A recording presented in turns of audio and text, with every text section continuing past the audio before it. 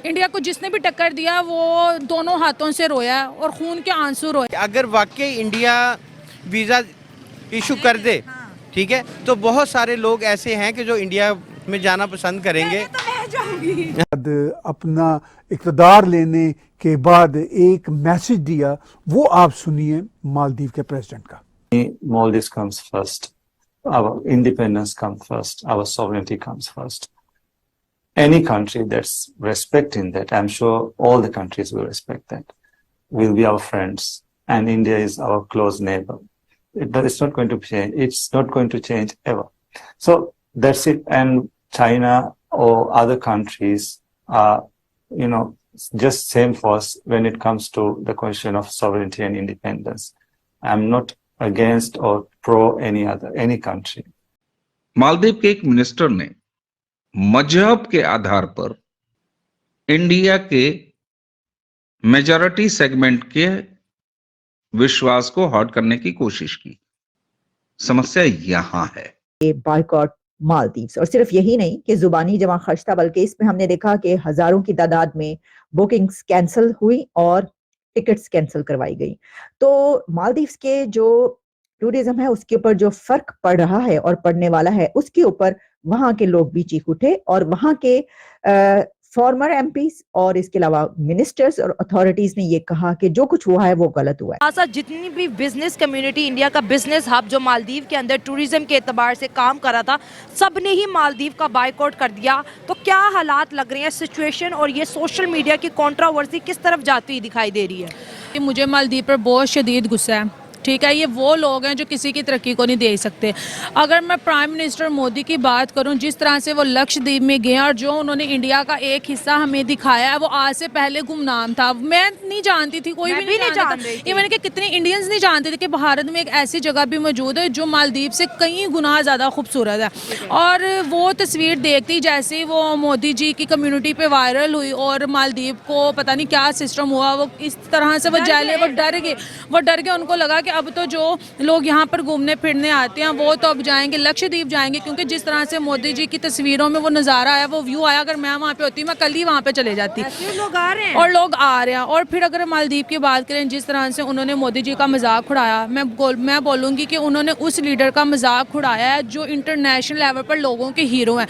मैं पाकिस्तानी, मैं खुद उनकी बहुत बड़ी फ़ैन हूँ और आज एक मैं फ़ैन होने की हैसियत से अपना इंटरव्यू दे रही हूँ। अगर मोदी जी की बात कर लो यार, उन्होंने कभी भी किसी भी कंट्री के बारे में उन्होंने कभी किसी पीएम के बारे में कुछ बुरा बोला, ना कभी उन्होंने किसी लीडर के बारे में बोला, ना उन्होंने कभी किसी अवाम के बारे में बोला। हम लोग कहते हैं कि इंडिया हमारा दुश्मन है, हम ये कर लेंगे, वो कर लेंगे। अगर हम मोदी जी की स्पीच को याद करें, उन्होंने बोला था कि पाकिस्तानियों आओ हम गुर्बत की जंग लड़ते हैं, आओ ऑफर की थी। हाँ, आओ हम एजुकेशन की लड़ाई लड़ते हैं, हम मिलकर एक दूसरे को उस लेवल पर लेकर जाएंगे, लोग हमें देखेंगे। और मुझे अफसोस है कि हमने एक ऐसे हमसाये को खो दिया जो हमसे बहुत ज़्यादा इंटेलिजेंट था, जो आईटी में सबसे बेस्ट है, वो जो एजुकेशन में सबसे बेस्ट है। हमने एक ऐसे हमसाये को खो दिया जिसको चाह के भी हम अपनी तरफ कर नहीं सकते। वहां की डिफेंस मिनिस्टर, जो फॉर्मर डिफेंस मिनिस्टर हैं, वो भी बोल उठी हैं और उन्होंने ये कहा है कि इंडिया हमारे लिए एक जो रेस्क्यू मिशन है उसकी तरह है और हमेशा हर मौके पर इंडिया ने हमारी मदद की है।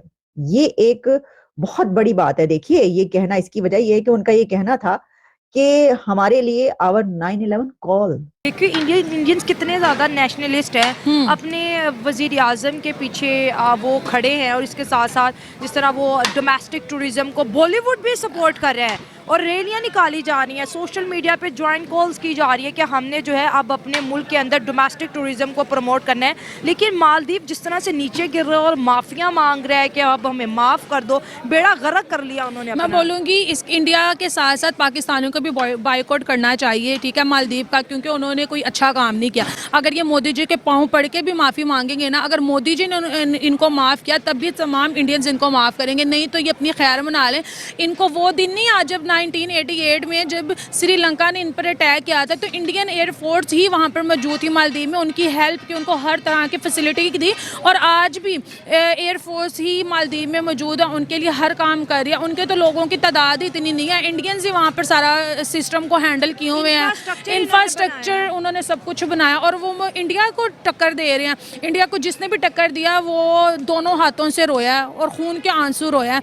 अगर चाइना की बात कर लें, चाइना भी बड़ा हवाओं में उड़ा था, जिस तरह से इंडियन लोगों ने उनका बाइकआउट किया। देखो चाइना कभी कहाँ पे जा रहा है और कभी कहाँ पे जा रहा है, कमज़ोर होता जा रहा है। हम अपनी बात कर ले, हमने भी इंडिया को अपना दुश्मन माना, हम नहीं दोस्ती करते, ये नहीं करते, वो नहीं करते, वो भगवानों की पूजा करते हैं और हम अल्लाह को मानते हैं। तो ये तमाम चीज़ें जहाँ पर आ जाती हैं वो कंट्री कभी भी तरक्की नहीं करती। तो हमें फैक्ट्स पर बात करनी चाहिए। अगर हम यूनिटी की बात कर लें तो जिस तरह से अब इंडिया के लोगों में मैंने जो यूनिटी देखी है ना, मोदी जी की जिस तरह से वो स्पोर्ट में बाइकआउट कर रहे हैं, इवन कि वहाँ के यूथ मोदी जी की बड़ी फ़ैन है, पूरी यूथ ने बाइकआउट कर दिया है। वहाँ के स्टूडेंट्स वापस आ गए हैं कि हमें ऐसे एजुकेशन नहीं चाहिए, हम अपने भारत में पढ़ लेंगे। हम अपने घूमने फिरने जा रहे थे, उन्होंने भी टिकट यार क्यों अपने ट्रिप कौन कैंसिल मैंने एक चीज़ पढ़ी थी, मालदीव में सबसे ज़्यादा इंडियंस विजिट करते हैं, ठीक है। वहाँ पर इंडियन स्टूडेंट बहुत ज़्यादा हैं, वही वहाँ पर ज़्यादातर लोगों को वहाँ पर वो जॉब्स करते हैं, वहाँ की इकोनॉमी को उन्होंने स्टेबल किया हुआ है। जब वो लोग वापस आ जाएंगे उनकी GDP तो बिल्कुल जीरो लेवल पर चलेगी। इसलिए तो वो मिन्नतें तरले कर रहे हैं कि प्लीज़ मान जाए, प्लीज़ मान जाए। अब उनके जो मिनिस्टर्स का ग्रुप है